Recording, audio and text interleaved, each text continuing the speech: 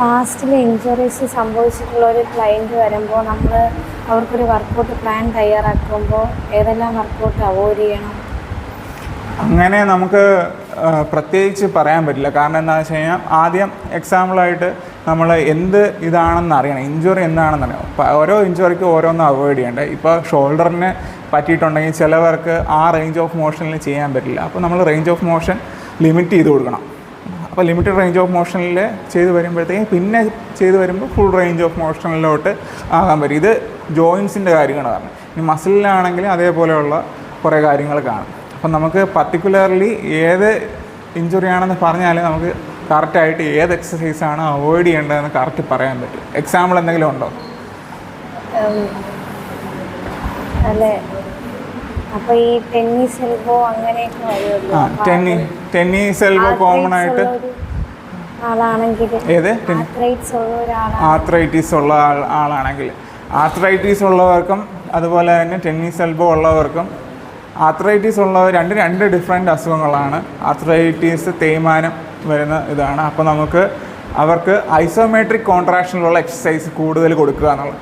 Isometric കോൺട്രാക്ഷനിലുള്ള exercise എന്ന് പറയുമ്പോൾ holding type. കാരണം അവരുടെ ജോയിൻസിൽ ഇൻഫ്ലമേഷൻ ഉള്ളതുകൊണ്ട് നമുക്ക് മൂവ്മെൻറ്റ്സ് ചെയ്യിക്കാൻ പറ്റില്ല.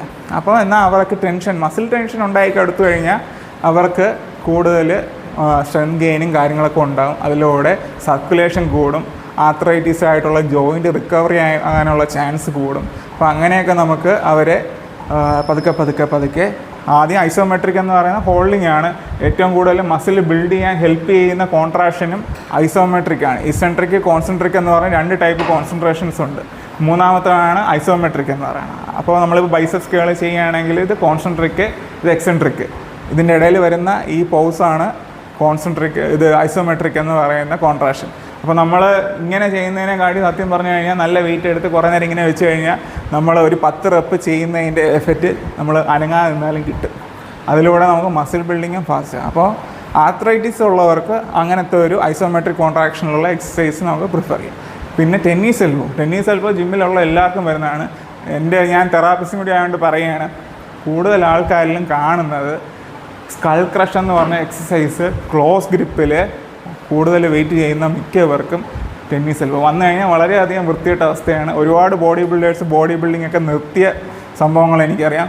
1 വർഷം എടുക്കും മാറാൻ. കാരണം ഇത് traction between ulna and radius എന്ന് വെച്ച് കഴിഞ്ഞാൽ നമ്മുടെ ഇവിടെ 2 ബോണുണ്ട്, അതിൻ്റെ ട്രാക്ഷൻ എന്ന് വെച്ചാൽ ഇത് അകരും.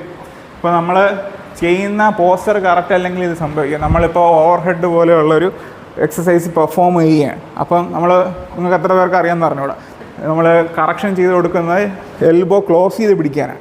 അതെന്താണെന്ന് വെച്ച് കഴിഞ്ഞാൽ നമ്മൾ അകന്ന് വയ്ക്കുമ്പോഴത്തേക്കും നമ്മുടെ ഈ ജോയിൻറ്റിലോട്ട് ടെൻഷൻ കൂടി കഴിയുമ്പോൾ ഈ ബോണുമായിട്ട് കണക്ട് ചെയ്ത് വെക്കുന്നത് ലിഗമെൻറ്റും മസിലും ബോണുമായിട്ട് കണക്ട്